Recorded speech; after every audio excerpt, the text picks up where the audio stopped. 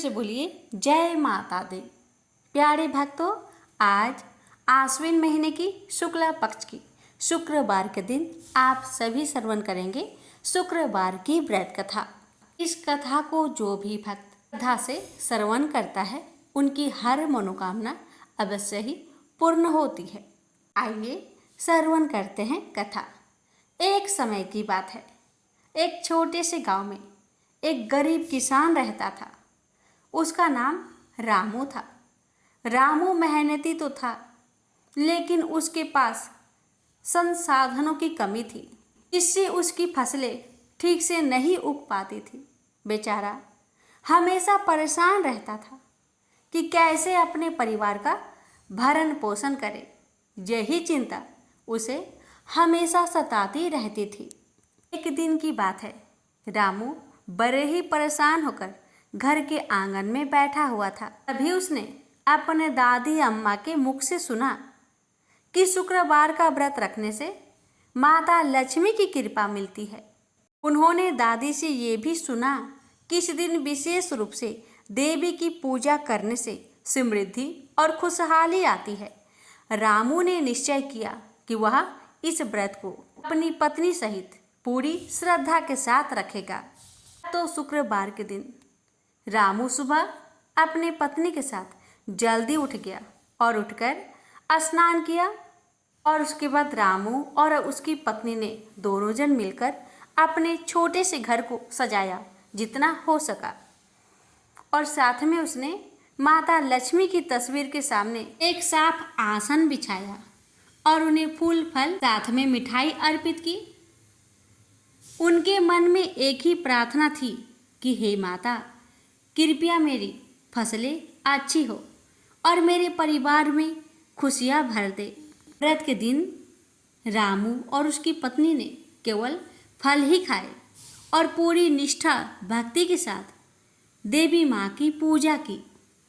और अगले शुक्रवार को भी उन्होंने यही व्रत रखा। धीरे धीरे उनकी भक्ति के कारण माँ प्रसन्न हो गई और उनके खेत में अच्छे अच्छे फसल उगने लगे। उनकी मेहनत और माता लक्ष्मी की कृपा से उनकी फसल बहुत ही अच्छी हुई। कुछ समय बाद रामू ने अपने खेत में इतनी उपजाऊ की कि उसने अपने परिवार के लिए सभी आवश्यक वस्तुएं खरीद ली। उसकी आर्थिक स्थिति में सुधार हुआ और गांव में उसकी इज्जत बढ़ गई। रामू और उसकी पत्नी ने समझा कि माता लक्ष्मी की भक्ति और विश्वास से ही उसकी जिंदगी में बदलाव आया है। तो रामू और उसकी पत्नी हर शुक्रवार को व्रत रखने लगे और गांव के अन्य लोगों को भी व्रत के महत्व के बारे में बताने लगे। इस कथा से हमें ये सीख मिलता है कि भक्ति, श्रद्धा और निष्ठा से किया गया व्रत जीवन में खुशहाली और समृद्धि ला सकता है। माता लक्ष्मी की कृपा से हर कठिनाई का समाधान संभव है। तो प्रेम से बोलिए लक्ष्मी मैया की जय। आप सुनते हैं एक अन्य कथा। एक छोटे से गांव में एक गरीब महिला जिसका नाम था गीता अपने पति और बच्चों के साथ रहती थी। उनके पास बहुत कम संसाधन थे और परिवार की स्थिति अत्यंत कठिन थी। गीता हमेशा अपने परिवार के लिए चिंतित रहती थी, लेकिन वह संतोषी माता की भक्ति में विश्वास रखती थी। एक दिन गीता ने सुना कि संतोषी माता की पूजा करने से सभी दुख दूर हो सकते हैं और संतोषी की प्राप्ति होती है। उसने निश्चय किया कि वह माता संतोषी की पूजा करेगी, लेकिन उसके पास पूजा के लिए आवश्यक सामग्री नहीं थी। तो उसने सोचा कि वह जो भी मिल सके वह उसी से पूजा करेगी। अब गीता ने क्या किया, एक छोटा सा चूल्हा जलाया और एक कटोरी में गुड़ और चने रखकर माता की तस्वीर के सामने रख दिए। उसने मन से प्रार्थना की कि हे संतोषी माता, कृपया मेरे परिवार को खुशहाल बनाए और हमें संकटों से बचाए। पहले कुछ हफ्तों तक उसकी आर्थिक स्थिति में कोई सुधार नहीं हुआ, लेकिन गीता ने फिर भी हिम्मत नहीं हारी। उसने माँ पर विश्वास बनाए रखा और हर शुक्रवार को श्रद्धा के साथ माता की पूजा करती रही और साथ में कथा सुनती रही। एक दिन की बात है कि अचानक उसे गांव में एक अवसर मिला। गांव में एक बड़ा मेला लगा था जिसमें अपने अपने छोटे से घर में बनाई हुई वस्तुओं को बेचने का निर्णय लिया। मेले में उसकी बनाई चीज़ें लोगों को बहुत पसंद आई। धीरे धीरे उसकी बिक्री बढ़ने लगी और उसने अच्छी कमाई की। ये सब सिर्फ माँ संतोषी की कृपा से ही हुआ था। ने माँ की महिमा को समझा और उसने माँ को धन्यवाद किया और अपने पूरे परिवार की जरूरत को पूरा किया। गांव में गीता की मेहनत और माता की कृपा के कारण उसकी आर्थिक स्थिति सुधरने लगी। उसने अन्य महिलाओं को भी माता की पूजा करने के लिए प्रेरित किया। इस कहानी से हमें ये सीखने को मिलता है कि सच्ची भक्ति और निष्ठा से कठिनाइयों का सामना किया जा सकता है। संतोषी माता की कृपा से हर संकट का समाधान संभव है और सच्चे संतोष से जीवन में खुशी प्राप्त की जा सकती है। तो प्रेम से बोलिए संतोषी माता की जय। अब सुनिए शुक्रदेव की कथा। एक समय की बात है। काशी निवासी धनंजय की पत्नी का नाम सुलक्षणा था। उसे अन्य सब सुख प्राप्त थे, केवल निर्धनता ही उसके दुख का एकमात्र कारण थी। यह दुख उसे हर समय सताता रहता था। एक दिन सुलक्षणा पति से बोली, स्वामी आप कुछ उद्यम करो तो काम चले। इस प्रकार कब तक काम चलेगा? सुलक्षणा की बात धनंजय के मन में बैठ गई और वह उसी दिन विश्वनाथ शंकर जी को प्रसन्न करने के लिए बैठ गया और कहने लगा, हे देवाधिदेव विश्वेश्वर, मुझे पूजा पाठ कुछ नहीं आता है, केवल आपके भरोसे बैठा हूँ। इतनी विनती करके वह 2-3 दिन भूखा प्यासा बैठा रहा। यह देखकर भगवान शंकर ने उसके कान में अन्नपूर्णा अन्नपूर्णा अन्नपूर्णा इस प्रकार 3 बार कहा। यह कौन क्या कह गया? इसी सोच में धनंजय पड़ गया कि मंदिर से आते ब्राह्मणों को देखकर पूछने लगा, पंडित जी अन्नपूर्णा कौन है? ब्राह्मणों ने कहा, तू अन्न छोड़कर बैठा है, सो तुझे अन्न की बात सूझती है, जा घर जाकर अन्न ग्रहण कर। धनंजय घर गया, स्त्री से सारी बात कही। वह बोली, नाथ चिंता मत करो, स्वयं शंकर जी ने यह मंत्र दिया है, वे स्वयं ही खुलासा करेंगे, आप फिर जाकर उनकी आराधना करो। धनंजय फिर जैसा कि तैसा पूजा में बैठ गया। रात्रि में शंकर जी ने आज्ञा दी और कहा, तू पूर्व दिशा में चला जा। वह अन्नपूर्णा का नाम जपता जाता और रास्ते में फल खाता, झरनों का पानी पीता जाता। इस प्रकार कितने ही दिनों तक चलता गया। वहां उसे चांदी सी चमकती वन की शोभा देखने में आई। सुंदर सरोवर देखने में या उनके किनारे कितनी ही अप्सराएं झुंड बनाए बैठी थी। एक कथा सुनाती और सब मिलकर माँ अन्नपूर्णा इस प्रकार बार बार कहती थी। यह अगहन मास की उजेली रात्रि थी और आज से ही व्रत का प्रारंभ था। जिस शब्द की खोज करने वह निकला था वह उसे वहां सुनने को मिला। धनंजय ने उसके पास जाकर पूछा, हे देवियों, आप यहाँ क्या करती हो? उन सब ने कहा, हम माँ अन्नपूर्णा का व्रत करती हैं। धनंजय ने पूछा, व्रत पूजा करने से क्या होता है? यह किसी ने किया भी है? इसे कब किया जाए? कैसा व्रत है और कैसी विधि है? मुझसे भी विस्तार से बताओ। वे कहने लगी, इस व्रत को सब कोई कर सकते हैं। 21 दिन तक के लिए 21 गांठ का सूत लेना चाहिए। 21 दिन यानी न बने तो 1 दिन उपवास करे, या भी ना बने तो केवल कथा सुनकर प्रसाद ले, निराहार रहकर कथा कहे, कथा सुनने वाला कोई न मिले तो पीपल के पत्तों को रख, चौपाड़ी या घृत कुमारी, वृक्ष को सामने कर, दीपक को साक्षी कर, सूर्य गाये तुलसी या महादेव को बिना कथा सुनाए मुख में दाना न डाले। यदि भूल से कुछ पड़ जाए तो एक दिवस फिर उपवास करे, व्रत के दिन क्रोध न करे और झूठ ना बोले। धनंजय बोला, इस व्रत के करने से क्या होगा? वे कहने लगी, इसके करने से अंधों को नेत्र मिले, लुल्लू को हाथ मिले, निर्धन के घर धन आए, बाझिन को संतान मिले, मूर्ख को विद्या आए। जो जिस कामना से व्रत करे माँ उसकी इच्छा पूरी करती है।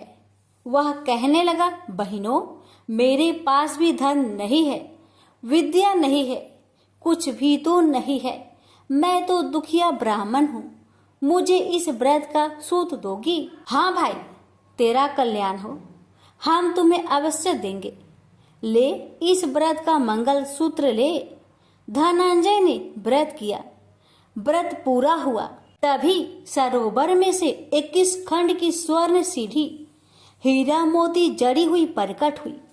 धनंजय अन्नपूर्णा अन्नपूर्णा कहता जाता था। इस प्रकार कितनी ही सीढ़ियां उतर गया तो क्या देखता है कि करोड़ों सूर्य से प्रकाशमान अन्नपूर्णा का मंदिर है। उसके सामने स्वर्ण सिंहासन पर माता अन्नपूर्णा विराजमान है। सामने भिक्षा हेतु शंकर भगवान खड़े हैं। देवांगनाएं चवर डुलाती है, कितनी ही हथियार बांधे पहरा देती है। धनंजय दौड़कर जगदम्बा के चरणों में गिर गया। देवी उसके मन का कलेश जान गई। धनंजय कहने लगा, माता, आप तो अंतर्यामी हो, आपको अपनी दशा क्या बताऊं? माता बोली, मेरा व्रत किया है, जा, संसार तेरा सत्कार करेगा। माता ने धनंजय की जिह्वा पर बीज मंत्र लिख दिया। अब तो उसके रोम रोम में विद्या प्रकट हो गई। इतने में क्या देखता है कि वह काशी विश्वनाथ के मंदिर में खड़ा है। माँ का वरदान ले धनंजय घर आया। सुलक्षणा से सब बात कही। माता जी की कृपा से उसके घर में संपत्ति उमड़ने लगी। छोटा सा घर बहुत बड़ा गिना जाने लगा। जैसे शहद के छत्तों में मक्खियां जमा होती है, उसी प्रकार अनेक सगे संबंधी आकर उसकी बड़ाई करने लगे। कहने लगे, इतना धन और इतना बड़ा घर, सुंदर संतान नहीं हो तो इस कमाई का कौन भोग करेगा? सुलक्षणा से संतान नहीं है, इसलिए तुम दूसरा विवाह करो। अनिच्छा होते हुए भी धनंजय को दूसरा विवाह करना पड़ा और सुलक्षणा को सौत का दुख उठाना पड़ा। इस प्रकार दिन बीतते गए और अगहन मास आया। नए बंधन से बंधे पति से सुलक्षणा ने कहलाया कि हम व्रत के प्रभाव से सुखी हुए हैं, इस कारण यह व्रत छोड़ना नहीं चाहिए। यह माता जी का प्रताप है जो हम इतने संपन्न और सुखी हैं। सुलक्षणा की बात सुन धनंजय उसके यहाँ आया और व्रत में बैठ गया। नई बहू को इस व्रत की खबर नहीं थी। वह धनंजय की आने की राह देख रही थी। दिन बीतते गए और व्रत पूर्ण होने में 3 दिवस बाकी थे कि नई बहू को खबर पड़ी। उसके मन में ईर्ष्या की ज्वाला दहकने लगी थी। सुलक्षणा के घर आ पहुंची और उसने वहां भगदड़ मचा दी। वह धनंजय को अपने साथ ले गई। नए घर में धनंजय को थोड़ी देर के लिए निंद्रा ने आ दबाया। इसी समय नई बहू ने उसका व्रत का सूत तोड़कर आग में फेंक दिया। अब तो माता जी का कोप जाग गया। घर में अकस्मात आग लग गई। सब कुछ जलकर खाक हो गया। सुलक्षणा जान गई और पति को फिर अपने घर ले आई। नई बहू रूठकर माता पिता के घर जा बैठी। पति को परमेश्वर मानने वाली सुलक्षणा बोली, नाथ, घबराना नहीं, माता जी की कृपा अलौकिक है। पुत्र कुपुत्र हो जाता है पर माता कुमाता नहीं होती। अब आप श्रद्धा और भक्ति से आराधना शुरू करो, वे जरूर हमारा कल्याण करेगी। धनंजय फिर माता के पीछे पड़ गया। फिर वही सरोवर सीढ़ी प्रकट हुई, उसमें माँ अन्नपूर्णा कहकर वह उतर गया। वहां जा माता जी के चरणों में रुदन करने लगा। माता प्रसन्न होकर बोली, यह मेरी स्वर्ण की मूर्ति ले, उसकी पूजा करना, तू फिर सुखी हो जाएगा। जा, तुझे मेरा आशीर्वाद है। तेरी स्त्री सुलक्षणा ने श्रद्धा से मेरा व्रत किया है, उसे मैंने पुत्र दिया है। धनंजय ने आंखें खोली तो खुद को काशी विश्वनाथ के मंदिर में खड़ा पाया। वहां से फिर उसी प्रकार घर को आया। धर सुलक्षणा के दिन चढ़े और महीने पूरे होते ही पुत्र का जन्म हुआ। गांव में आश्चर्य की लहर दौड़ गई।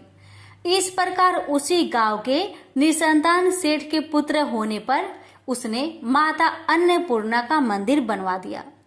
उसमें माता जी धूमधाम से पधारी, यज्ञ किया और धनंजय को मंदिर के आचार्य का पद दे दिया। जीविका के लिए मंदिर की दक्षिणा और रहने के लिए बड़ा सुंदर सा भवन दिया। धनंजय स्त्री पुत्र सहित वहां रहने लगा। माता जी के चढ़ावे में भरपूर आमदनी होने लगी।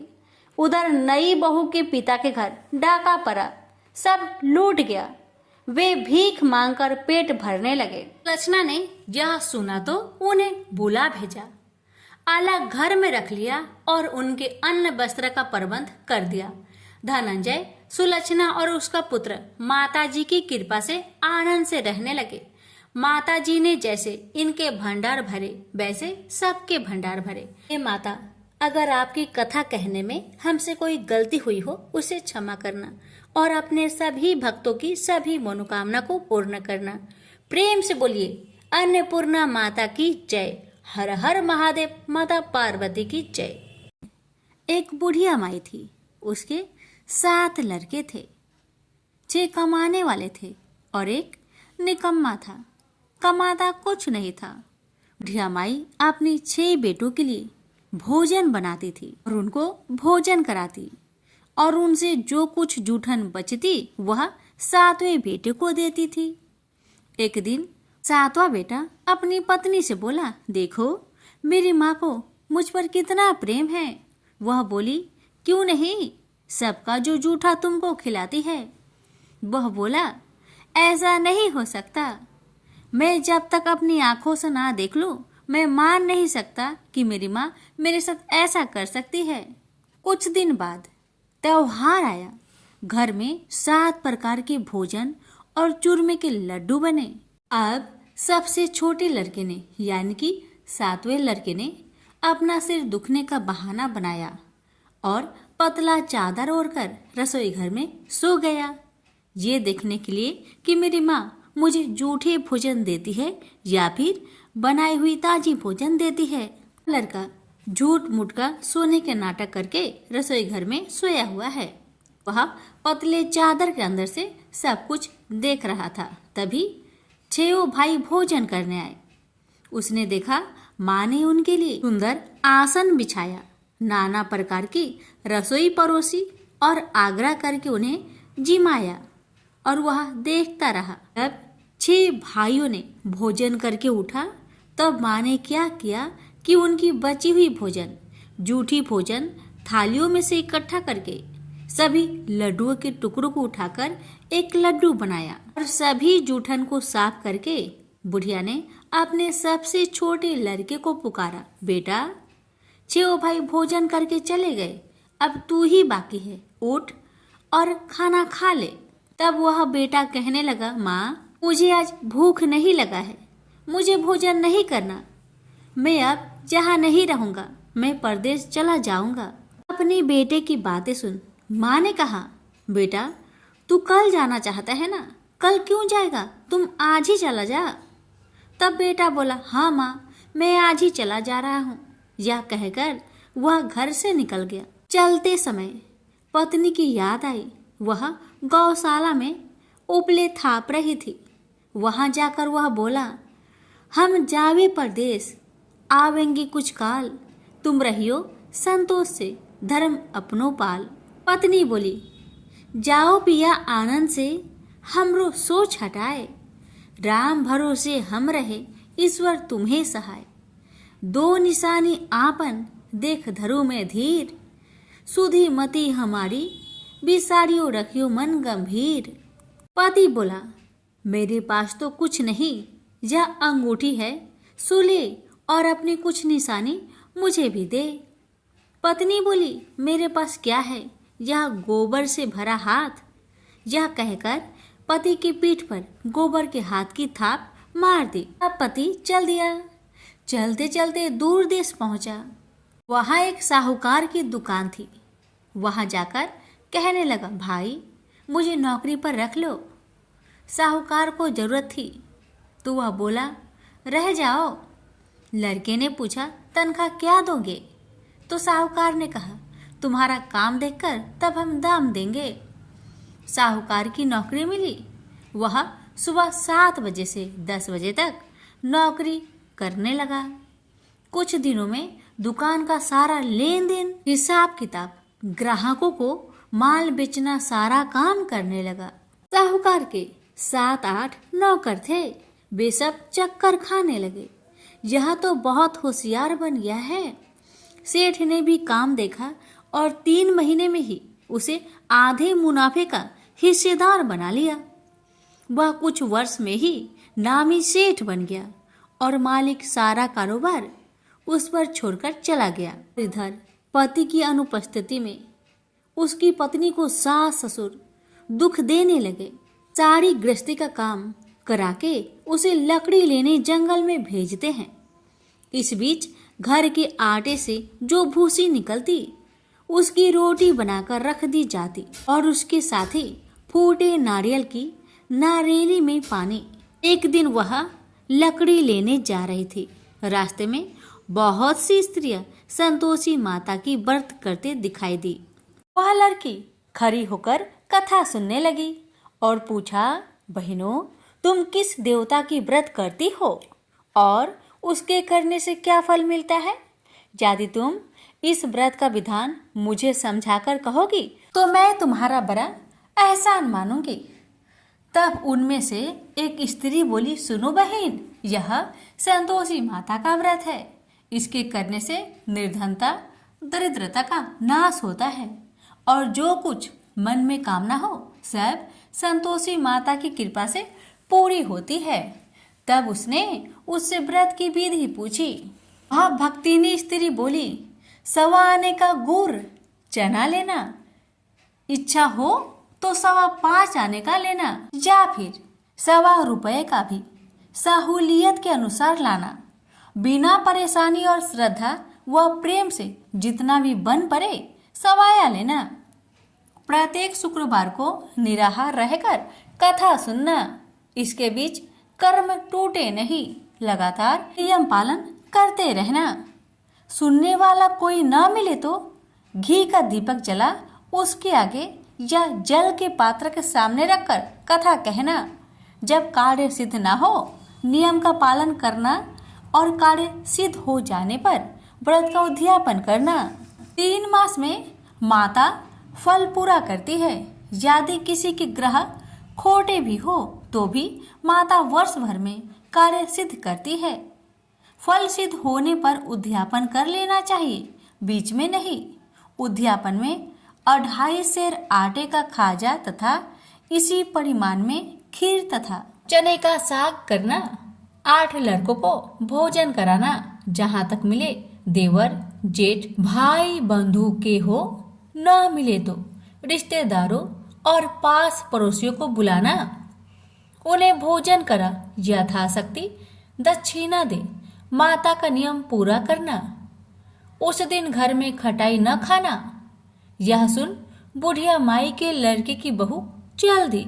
रास्ते में लकड़ी की बोझ को बेच दिया और उन पैसों से गुड़ चना ले माता की व्रत की तैयारी कर आगे चली और सामने मंदिर देखकर पूछने लगी यह मंदिर किसका है?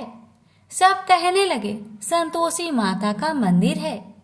यह सुनकर माता के मंदिर में जाकर चरणों में लौटने लगी। दीन हो विनती करने लगी, माँ मैं निपट अज्ञानी हूँ, व्रत के कुछ भी नियम नहीं जानती, मैं दुखी हूँ। हे माँ जगत जननी, मेरा दुख दूर कर, मैं तेरी शरण में आई हूँ। माता को दया आई।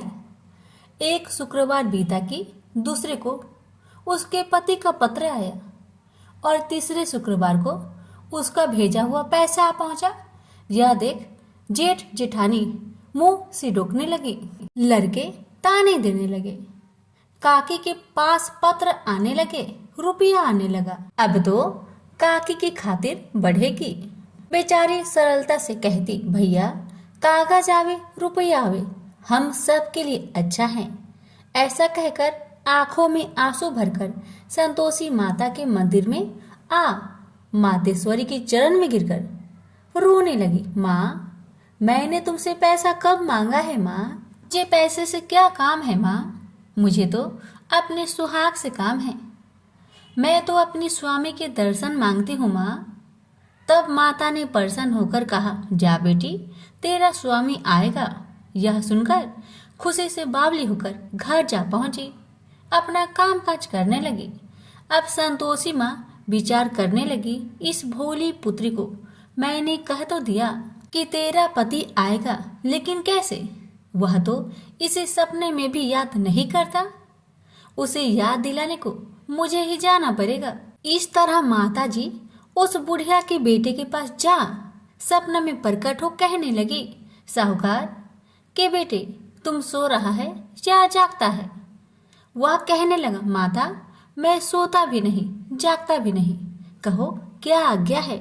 माता कहने लगी, तेरे घर बार कुछ है कि नहीं? वह बोला, मेरे पास सब कुछ है माँ, माँ बाप है, पत्नी है, क्या कमी है माँ?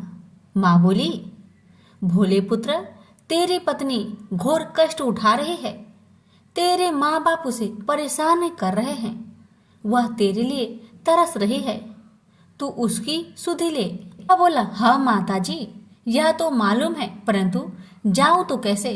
परदेश की बात है, लेन देन का कोई हिसाब नहीं है, कोई जाने का रास्ता भी नहीं आता, कैसे चला जाऊं? माँ कहने लगी, मेरी बात मान, सवेरे नहा धोकर संतोषी माता का नाम ले, घी का दीपक जला, दंडवत कर दुकान पर बैठ, देखते देखते तेरा सारा लेन देन चुक जाएगा, जमा का माल बिक जाएगा, साज होते होते धन का भारी ढेर लग जाएगा। माता की बात मानकर वह नहा धोकर संतोषी माता को दंडवत घी का दीपक जला, थोड़ी देर में देने वाले रुपए लाने लगे, लेने वाले हिसाब लेने लगे, कोठे में भरे सामान की खरीदारी नगद दाम में दे सौदा करने लगे।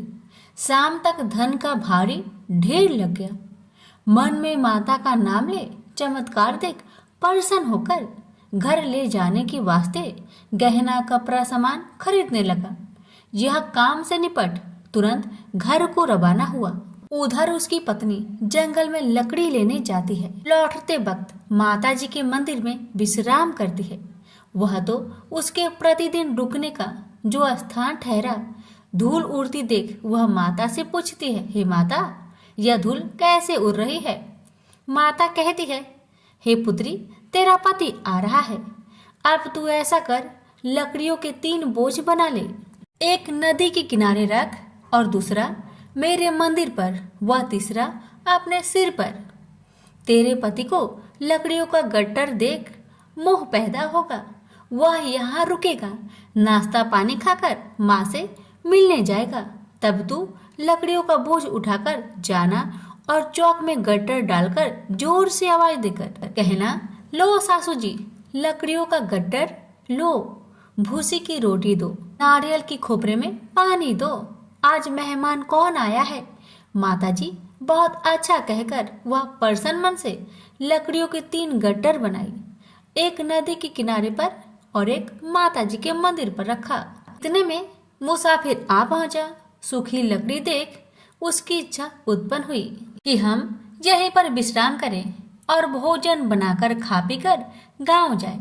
इसी तरह रुककर भोजन बना, विश्राम करके गांव को गया, सबसे प्रेम से मिला।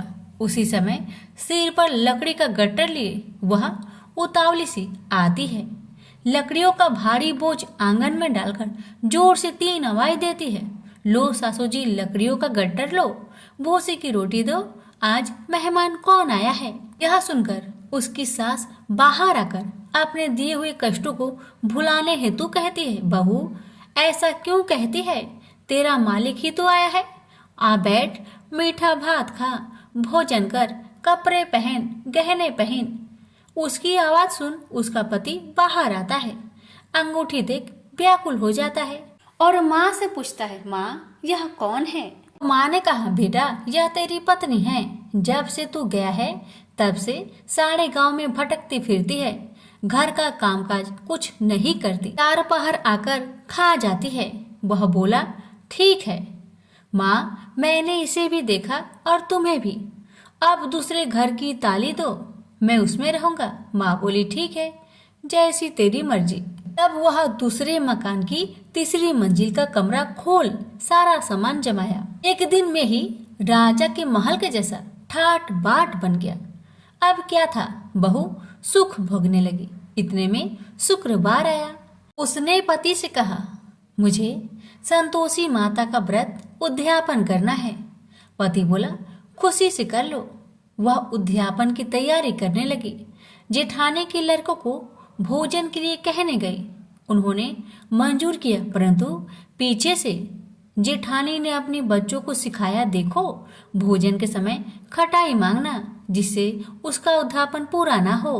अब तो बच्चे जिमने आए, खीर खाना पेट भर के खाए, परंतु बाद में खाते ही कहने लगे, हमें खटाई दो, खीर खाना हमको नहीं भाता, देखकर अरुचि होती है। वह कहने लगी, भाई खटाई किसी को नहीं दी जाएगी, यह माँ संतोषी का प्रसाद है। लड़के उठ खड़े हुए, बोले, पैसे लाओ। भोली बहू कुछ जानती नहीं थी, वह उन बालकों को पैसे दे दिए। लड़के उसी समय हट करके इमली खटाई ले खाने लगे। यह देखकर बहू पर माताजी ने कोप किया। राजा के दूत उसके पति को पकड़कर ले गए। जेठ जेठानी मन माने वचन कहने लगे, लूट लूट कर धन इकट्ठा कर लाया है, अब सब मालूम पड़ जाएगा जब जेल की मार खाएगा। बहू से यह सहन नहीं हुआ। रोती हुई बहू माता जी के मंदिर गई। कहने लगी, हे माता, तुमने क्या किया। हंसाकर अब भक्तों को रुलाने लगी। माता बोली, बेटी तूने उद्यापन करके मेरा व्रत भंग किया है। वह कहने लगी, माता मैंने कुछ अपराध किया है क्या। मैंने तो भूल से लड़कों को पैसे दे दिए थे, मुझे क्षमा करो, मैं फिर तुम्हारा उद्यापन करूंगी। माँ बोली, अब भूल मत करना। माँ कहती है, अब भूल नहीं होगी, अब बतलाओ वो कैसे आएंगे। माँ बोली, जा पुत्री, तेरा पति तुझे रास्ते में आता मिलेगा। वह निकली, राह में पति आता मिला। वही पूछी, कहाँ गए थे। वह कहने लगा, इतना धन जो जमाया है उसका टैक्स राजा ने मांगा था, वह भरने गया था।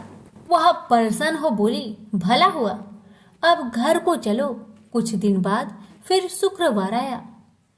फिर वह बोली, मुझे माता का उद्यापन करना है। पति ने कहा, करो। पत्नी फिर जेठ के लड़कों को भोजन को कहने गई। ठानी ने 1-2 बातें सुनाई। सब लड़कों को सिखाने लगी, तुम सब लोग पहले ही खटाई मांगना।